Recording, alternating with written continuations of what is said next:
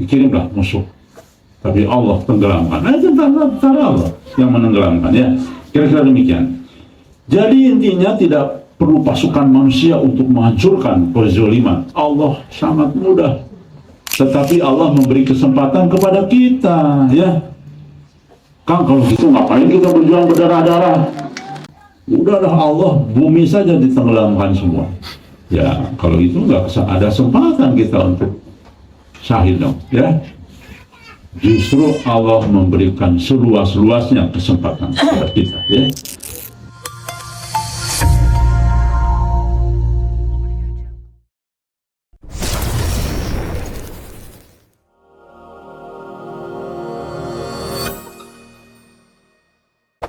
Indikator lain ya yang akan lolos jadi jundullah. Kalau dulu pada tema pertama lebih kepada hal yang lumrah, umum, bagaimana syarat-syarat untuk jadi lolos jadi jundullah. Karena jundullah itu memang sunatullah, harus ada di setiap perjuangan, itu wajib ada. Bukan saya yang mewajibkan, tapi Allah harus ada. Baik. Maka ketika kita mendengar ini, mengkaji ini, kemudian sama-sama merenungi ini, mari kita berusaha ya, semaksimal mungkin. Bukan karena ambisi, lebih kepada suratan takdir. Begitu. Jadi beda ya. Kalau ambisi itu begini, rekan saya, ini perlu dibedakan.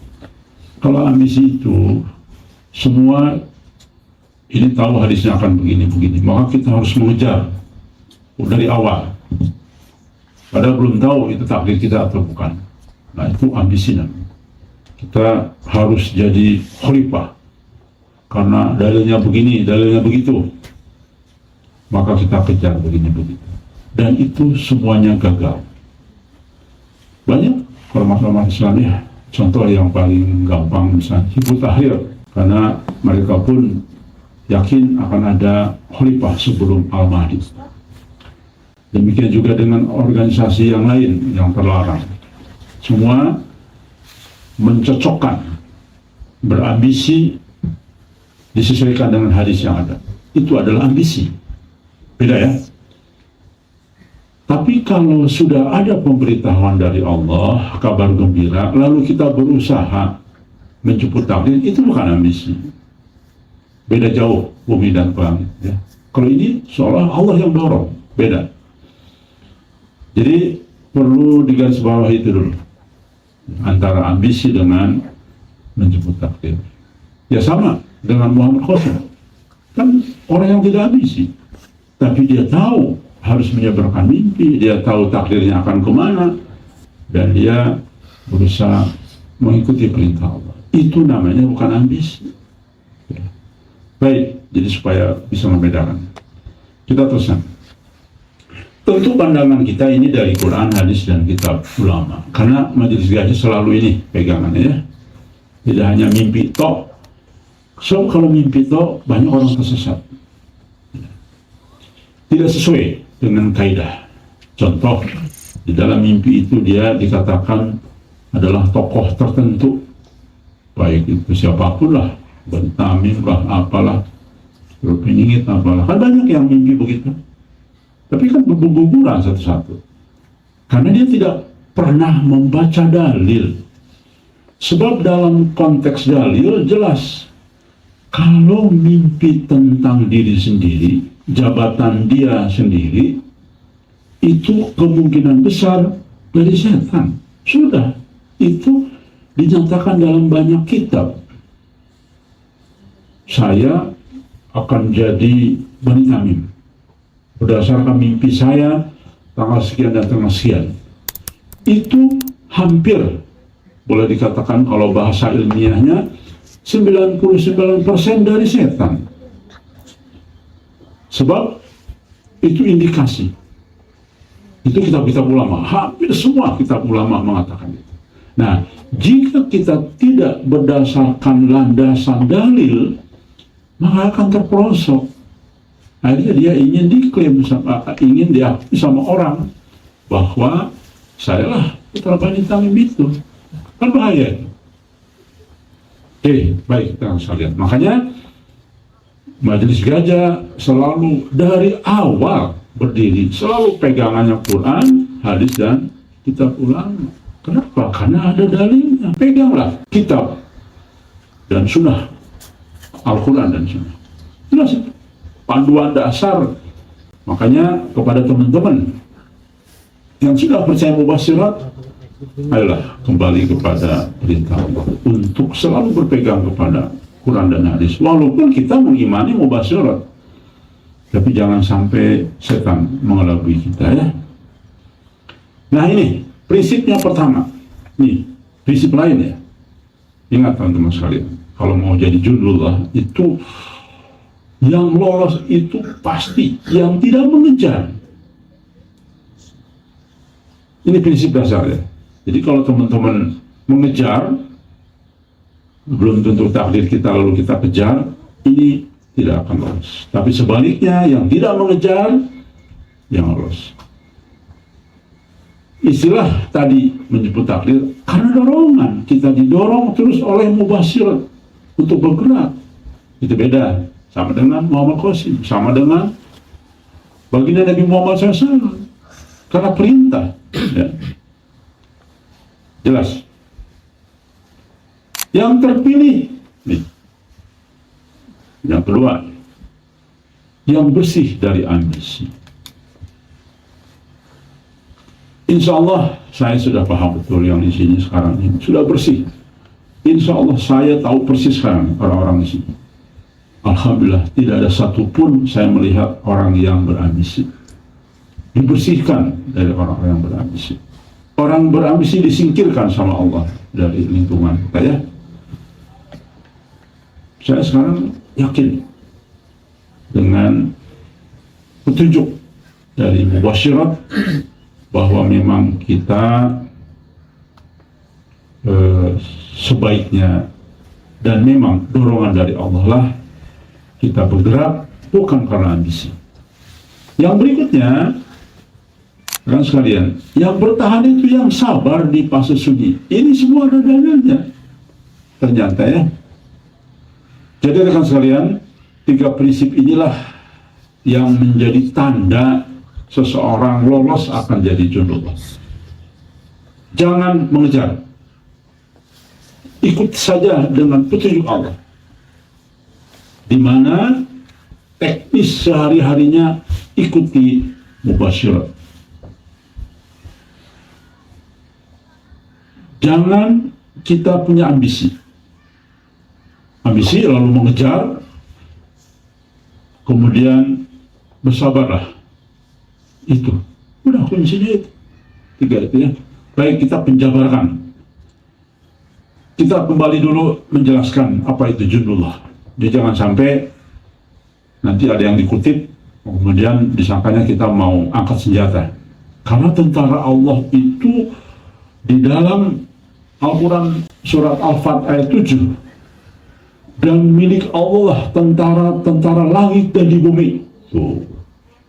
Jadi burung tentara Allah, kilat halilintar tentara Allah, kan nggak bawa senjata. Banjir air tentara Allah, tidak bawa senjata. Jadi ini saya jelaskan dulu supaya tidak disalahpahami oleh orang lain. Karena nanti dikutip, kemudian seolah kita ini mau bukti bahwa Majelis Gajah angkat senjata dalam perjuangan. Tidak, kita tidak demikian. Dan kita tidak akan pernah merebut, kita tidak akan pernah berambisi. Takdir kita hanya sebagai intinya di pinggiran dalam berjuang, ya gak apa-apa. Yang penting kita sudah diikut sertakan oleh Allah untuk berjuang, ya. Itu tanda orang tidak berambisi. Menurut tafsir ulama dalam Ibnu Katsir, jundullah mencakup, nah ini lihat, malaikat, manusia beriman. Nah, beriman hati-hati ya, bukan semua manusia nih. Jadi jundullah itu syaratnya harus beriman. Beriman itu semua kita ambil apa yang menjadi kehendak Allah. Jangan diambil sebagian, tidak diambil sebagian. Gitu. Jadi kalau ada orang yang selalu berpegang kepada Quran dan hadis, loh, kalau Anda tidak percaya mubasyirat, berarti sama saja Anda tidak percaya sebagian hadis. Kan jelas itu rumusnya. Jadi ada orang yang merasa selalu saya menggunakan dalil, saya menggunakan itu. Bahkan kepada para sahabat saya merujuk, ya, karena mereka lebih dekat dengan Nabi. Tapi ketika mubasyirat, padahal sahabat itu isinya banyak mubasyirat. Luar biasa kan? Jadi apa ya? Agak aneh pendapat-pendapat itu. Baik, dan sebab-sebab yang tidak terlihat yang Allah gerakan, yang tidak terlihat, apalah entah malaikat tersembunyi, ya dan sebagainya. Sama dengan ketika perang Badar kan, jelas kan tersembunyi, yaitu malaikat dibantu dengan 3.000 malaikat. Ini tentara-tentara Allah, ya. Jadi rekan sekalian, dalam berjuang sudah ketika kita yakinnya dari mana? Dari banyak petunjuk yang kita terima, maka jangan takut sedikit pun. Dan bersabarlah ketika Allah uji dengan kelaparan, dengan angin, dengan hujan, dengan apapun, ya. Oke, baik, kita teruskan. Pertolongan Allah melalui pasukannya, dan tidak ada yang tidak mengetahui tentara Tuhanmu kecuali Dia. Nah, rekan sekalian, jadi begini. Banyak peristiwa. Baiklah, kita banyak sekali mendengar dari banyak kitab-kitab. Entah para ulama, para sahabat mendapatkan keajaiban-keajaiban yang kadang-kadang kita tidak paham. Sesungguhnya kalau itu semuanya terlihat oleh kita dengan mata telanjang, maka sesungguhnya kita sadar pertolongan Allah baru saja menolong kita dengan tanpa orang lain memahami. Kalau semua telanjang nih, entah malaikat kelihatan sama kita, entah apapun. Nah, maka penting adalah identitas tentara Allah tidak selalu dikenal secara kasat mata. Nah, sekalian, ini isyarat simbolik juga bagi kita. Jadi kita jangan ingin menonjol bahwa kita tampil berdakwah, beda. Rekan sekalian, kalau kita ada kan memang orang yang mengkampanyekan gerakan. Nah, saya hati-hati di situ. Tapi ketika urusan dakwah mau menyampaikan sesuatu, maka kita habis-habisan di situ. Boleh dan harus. Jadi harus dibedakan, teman sekalian, ya. Jadi orang kelihatanlah orang yang mau mengkampanyekan diri sendiri supaya orang tahu siapa saya, siapa kita, dengan orang yang murni berdakwah supaya umat paham. Beda itu nanti terlihat.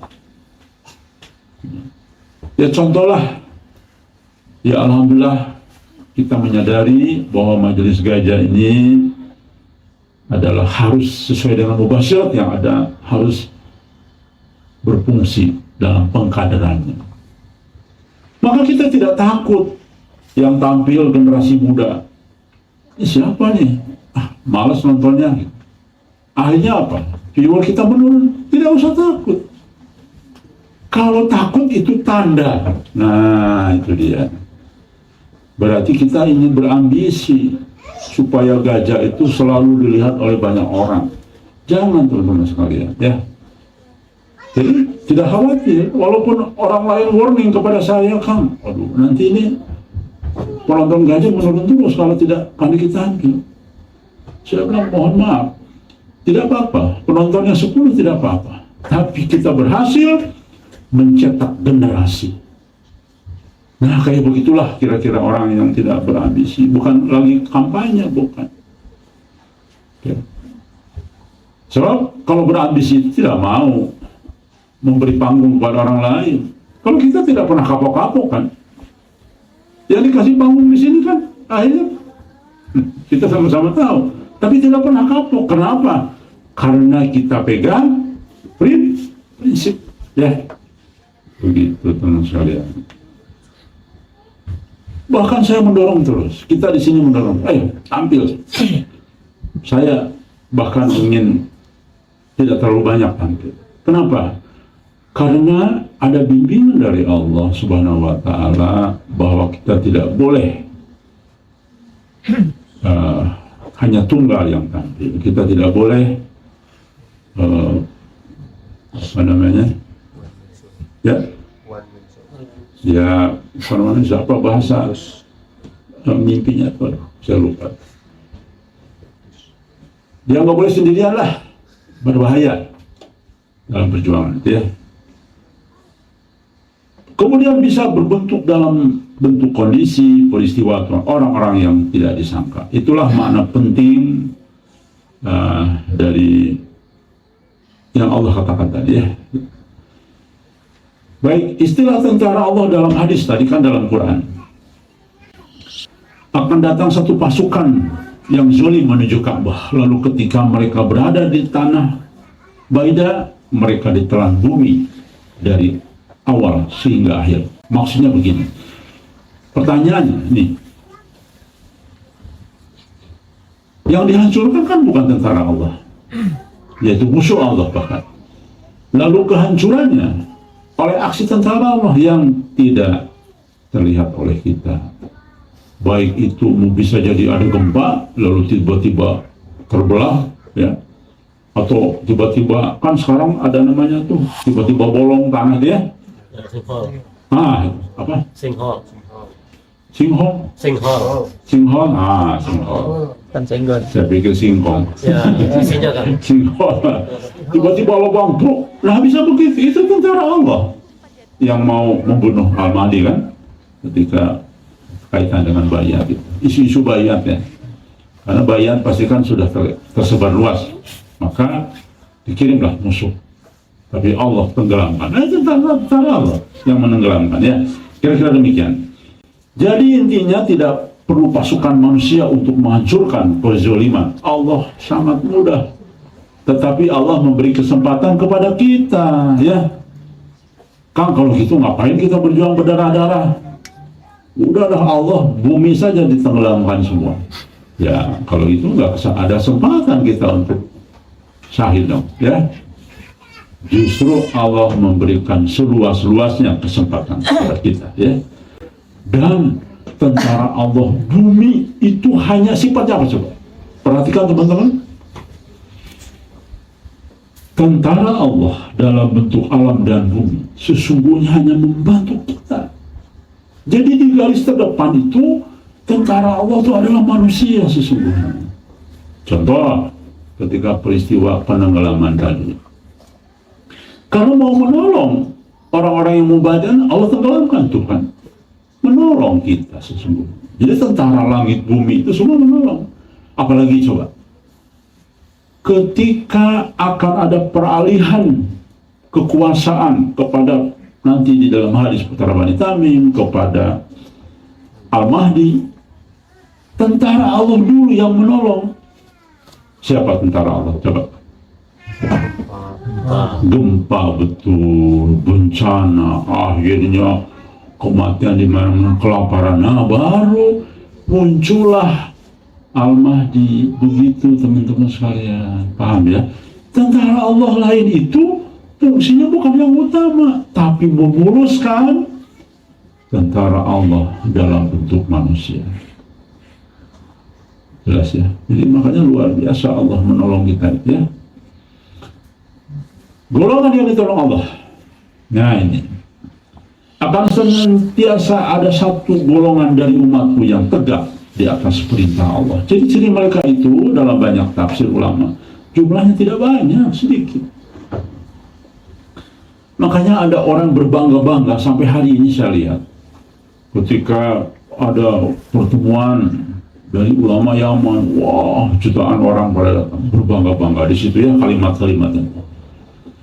Ada haul sampai macet jalan berjuta-juta berbangga-bangga.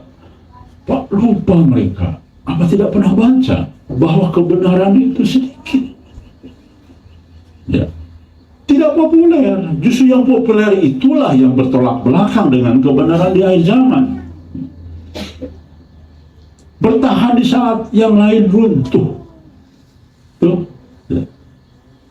ciri utama mereka. Jundullah itu begini. Jadi tidak perlu kita berusaha untuk terkenal. Kalaupun kita menggunakan, kalaupun kelompok itu atau apapun menggunakan cara hanya untuk kepentingan bagaimana orang memahami, bukan bagaimana supaya orang mengenal kita lalu kita menjadi pusat perhatian, lalu kitalah yang dianggap mampu menangani dunia ini. Bukan begitu, tapi niatnya adalah bagaimana seseorang masyarakat umum memahami bahwa ini sudah di ujung akhir zaman. Jadi harus kita pilah-pilahkan ya, harus pintar-pintar. Itulah bentuk tentara Allah yang rupa dalam rupa manusia beriman. Nah, jadi jelas ya, jumlahnya tidak banyak, tidak populer, dakwahnya banyak tapi tetap aja tidak populer, bertahan di saat yang lain runtuh. Baik, terusan. Nah, kita akan mulai bahas, tadi kan hanya pengertian judul itu apa. Sekarang kita bahas poin yang sesungguhnya. Ciri judul di lapangan yang lolos, yang tidak mengejar. Ini dalam surat Al-Qasas ayat 83. Itulah negeri akhirat kami jadikan bagi orang-orang yang tidak menghendaki ketinggian. Tuh, lihat, kedudukan di bumi, tidak berbuat kerusakan, dan kemudahan yang baik adalah bagi orang bertakwa. Lihat kan? Tidak menghendaki kedudukan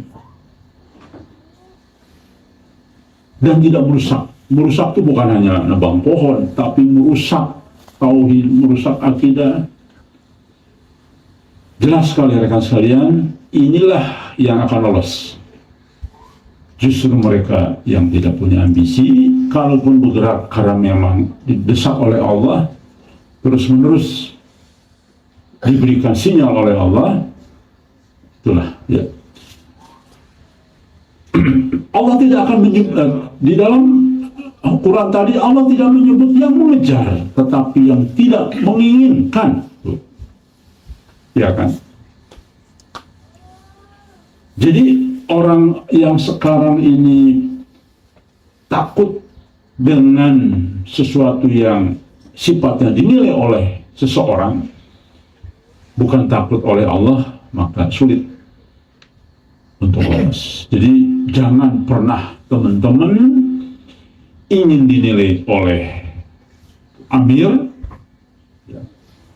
tetapi Amir hanyalah pengingat dari Allah. Itu yang paling benar ya. Jadi jangan takut kepada Ustaz Abu Qasa karena perintah itu, tetapi Ustaz Abu Qasa itu, Amir di sini hanyalah media dari Allah. Jadi lebih kepada Allah saja. Kalau sudah melekat dalam jiwa kita, maka dimanapun tanpa dilihat oleh Ustaz Abu Qasa sebagai Amir di sini, tetap semangat. Tidak ada hubungan dengan Ustaz Abu Qasa ketika saya menjalankan perintah. Ustaz Abu Qasa adalah kepanjang tanganan dari Allah. Jadi saya tetap menginduk kepada Allah, takut kepada Allah. Itu ya. Di dalam hadis Bukhari ya, dan Muslim, kalian akan berambisi terhadap kepemimpinan, padahal ia akan menjadi penyesal di hari kiamat tuh. Aduh, alhamdulillah ya Allah, saya satu persatu memahami semua orang yang di sini. Insya Allah tidak ada yang berambisi lagi di sini ya. Dan inilah kebahagiaan kita karena penyesalan. Salah satu penyesalan di akhirat adalah orang-orang yang berambisi. Makanya mohon maaf nih para bupati, para wali kota, presiden-presiden di Republik Indonesia ini, karena Anda udah jelas berambisi, kampanye menghabiskan duit banyak kan ya, terus supaya pilihlah saya ini jelas banget artinya akan menyesal di akhirat ya, karena berambisi. Yang mengejar posisi diuji, diserahkan kepada dirinya. Yang tidak mengejar sering justru dipilih oleh Allah. Di ormas juga banyak kan yang berambisi mendirikan berbagai organisasi untuk mencapai tujuan-tujuan dalam hadis tersebut. Nah, terkait dengan majelis gajah, alhamdulillah kita sendiri menjauhi sifat ambisi, dan kita sudah buktikan Mereka sekalian, kalau orang berambisi kita takut kepada Muhammad Qasim. Walaupun kita tahu salah dia, taklid buta. Padahal di dalam konteks hadis jelas, orang yang diikuti itu orang yang betul-betul orang yang beriman kepada Allah. Kalau sedang tidak beriman, tidak usah diikutin pribadinya ya, tapi kalau memang ada perintah dari Allah kita ikuti. Kalau salah jangan diikutin. Makanya saya sudah mengatakan di sini juga kepada saya sendiri, kepada teman-teman, kalau ada perintah saya salah, ya jangan diikuti. Lalu kemudian diberikan saran bahwa apa yang Kang Diki, apa yang Ustaz Abu Kasar keliru karena begini dan sebagainya. Baik, jadi alhamdulillah kita sudah menghindari dari posisi-posisi itu. Bahkan kita berani berbeda jalan ketika kita tahu bahwa Al-Mahdinya tidak sesuai langkah-langkahnya dengan hadis-hadis yang ada ya.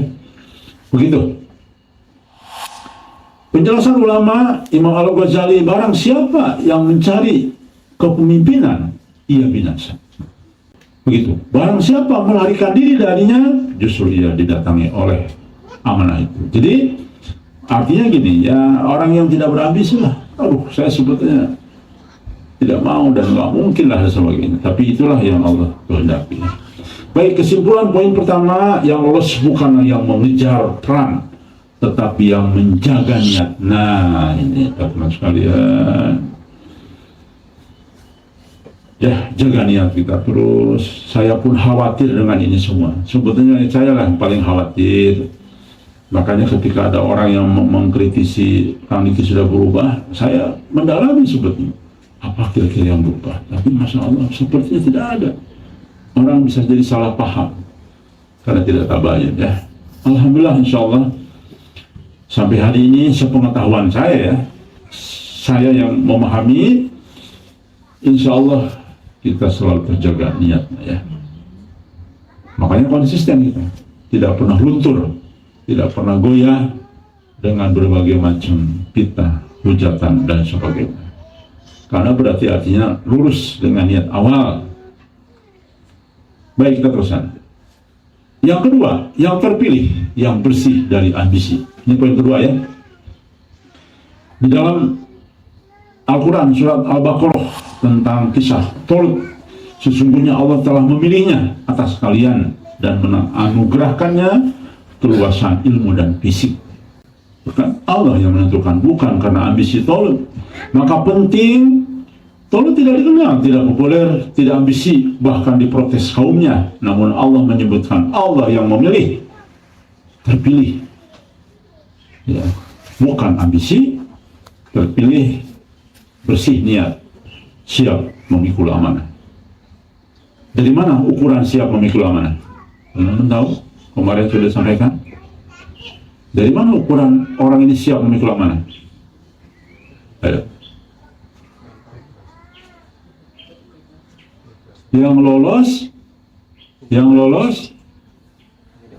lolos ujian itu ya. Jadi bagaimana mungkin Allah yakin bahwa dia bisa memegang amanah kalau diuji, dicubit langsung nangis?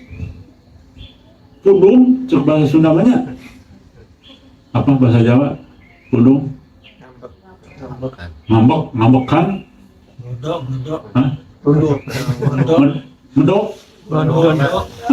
gondok. Jawa Kang, Jawa. Loh, ya bagaimana?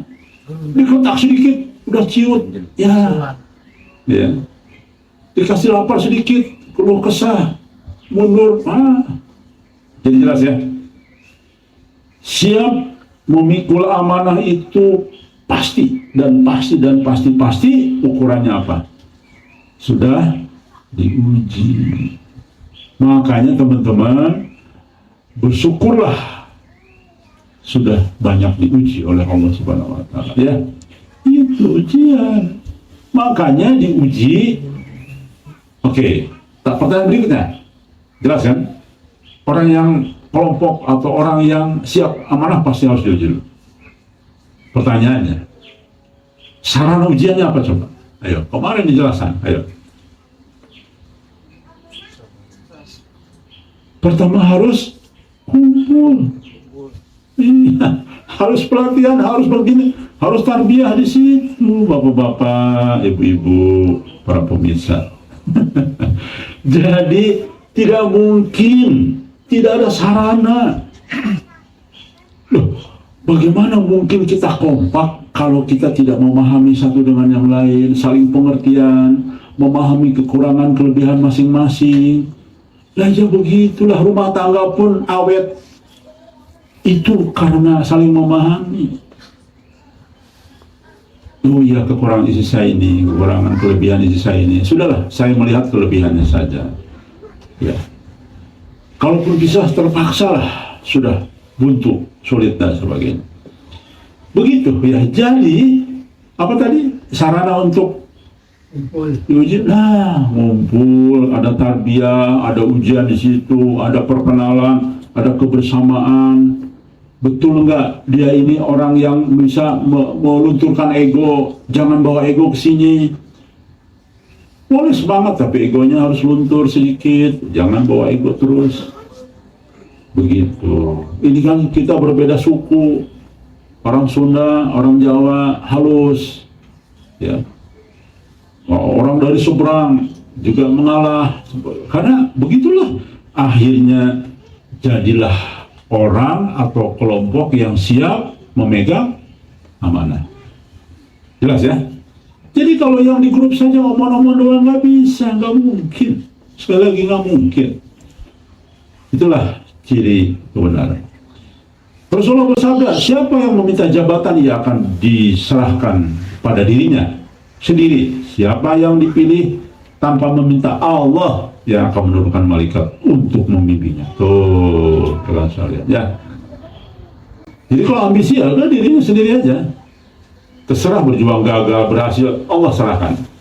Tapi jika tidak meminta, Allah yang akan membantu, mengarahkan, membimbing ya. Ini dalam surat Sunan Abu Daud. Penjelasan ulama dalam Ibnu Taimiyah, akar kerusakan dalam kepemimpinan adalah mencari dan mencintainya. Tuh, jangan mencintainya jabatan itu. Makanya alhamdulillah, masya Allah rekan sekalian, kadang-kadang saya sendiri baru tahu sekarang sarang. Dulu nggak ngerti. Pokoknya ya kepemimpinan itu harus berkadar gitu. Makanya kepada orang-orang yang ingin tampil, kita tampilkan di sini. Bahkan kita minta silakan tampil di majelis saja. Itulah bukti bahwa kita tidak mencintai.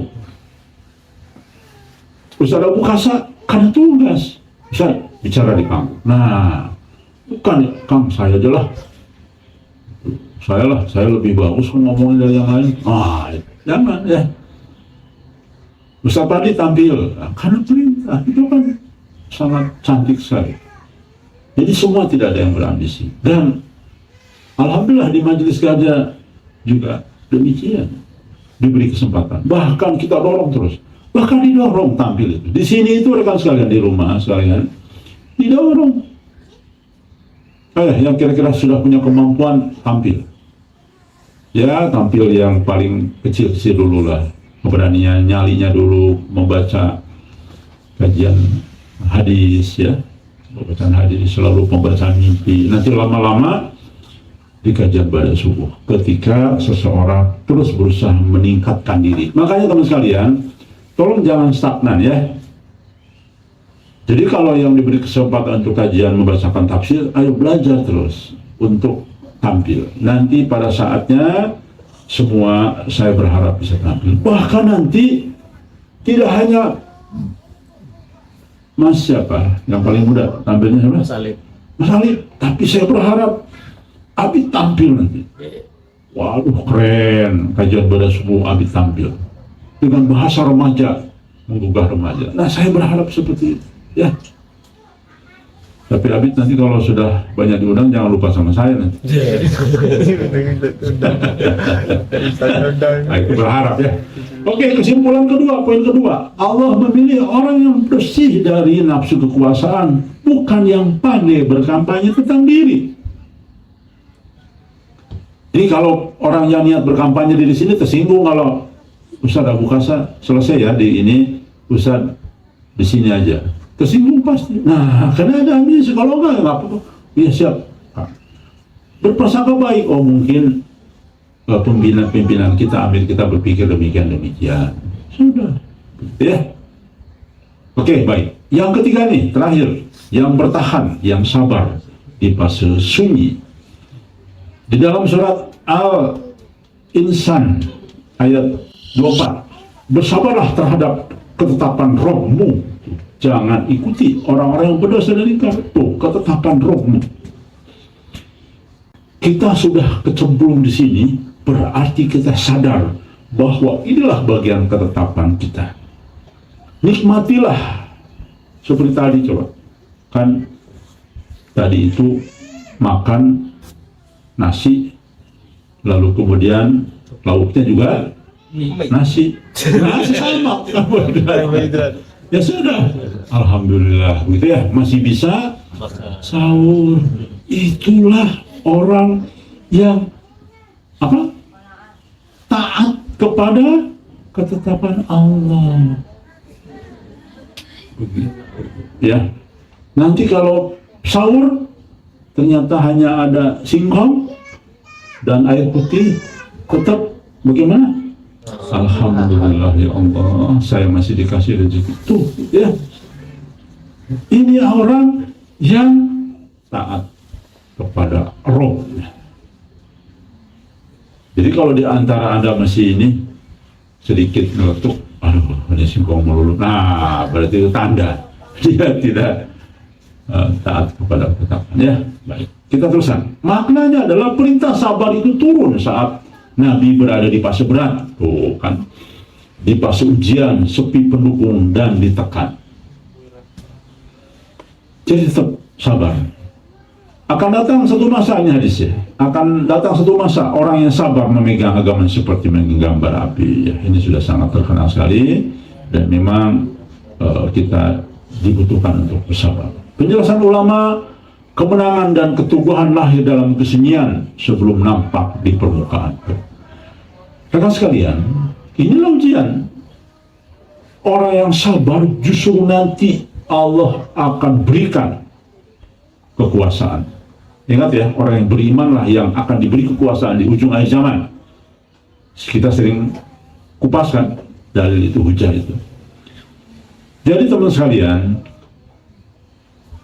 insya Allah setelah kita lolos amanah, siap diberi amanah dengan proses apa tadi sebelumnya? Bukan, amanah diberikan kepada yang sudah diuji, lolos ujian. Ya sama kita juga, misalnya saya nih mau mengamanahkan Amir di sini kepada usaha buka, kan penilaian saya, oh ini sudah lolos ya.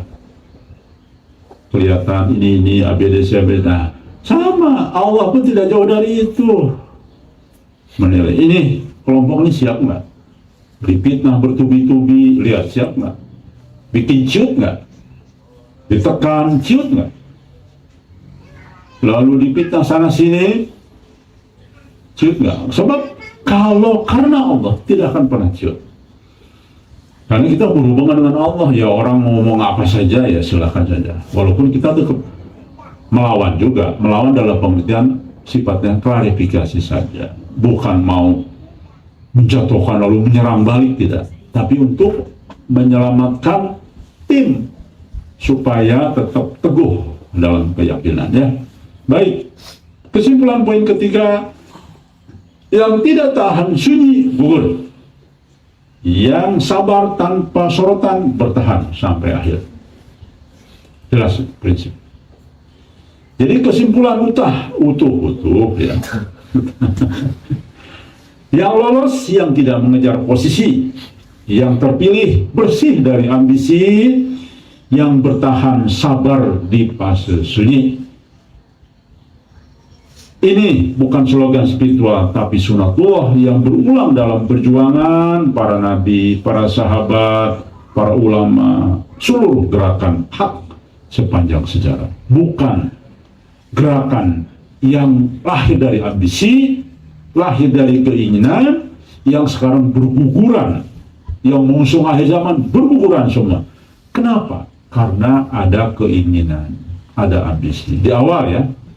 Tapi bahwa setelah perjalanan berjuang, ya itu pun bukan ambisi, tetapi karena sinyal dan perintah Allah melalui mubasyirat. Makanya kita tahu mulai berjuang bukan dari hadis, karena hadis kan umum, general. Tapi lebih detail dalam teknis perjuangan, paham itu ini karena memang bermunculanlah mubasyirat sebagai petunjuk yang sah. Ingat, sah di mata Allah dan di mata manusia ya.